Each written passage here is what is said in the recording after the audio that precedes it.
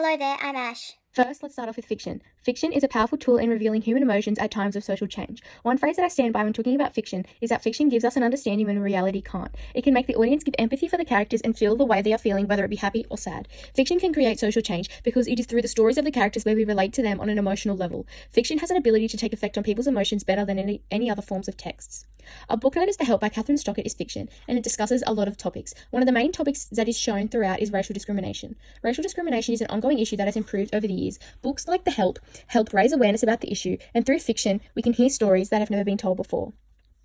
The book The Help explores racial discrimination and raises awareness for racism in today's society. This book focuses on African American characters, and it provides us with empathy and insight on what their life was like during this period of time, as no one would listen to them, and through fiction we can feel how they felt and relate to them on an emotional level.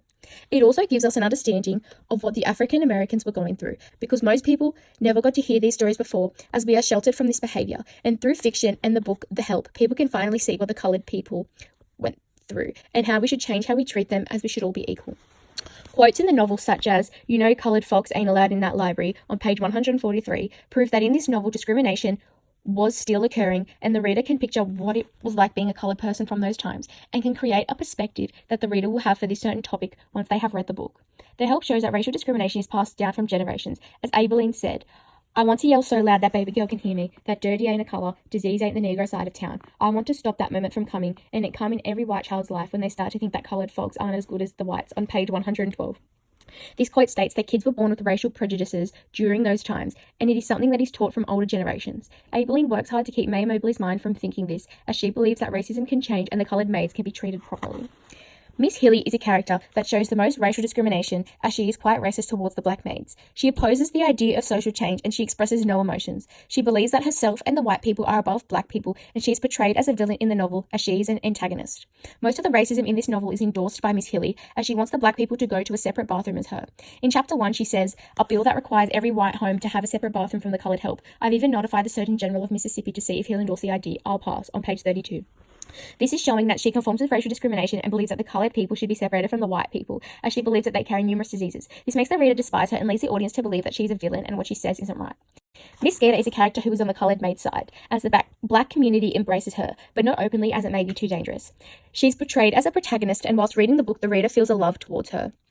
They are scared, looking at the back door every 10 minutes, afraid they'll get caught talking to me, afraid they'll be beaten like Lavina's grandson, or hell, bludgeoned in their front yard like Medgar Evans, on page 277. In this quote, Skeeter is talking about how Medgar Evans got shot, and how the black maids would be scared talking to her, as if they get caught speaking to her, they're afraid of getting beaten or shot. This quote is an example of emotive language, as it makes you feel deeply sorry for the black maids, as they live in fear of telling their stories, as they are afraid of being beaten or shot.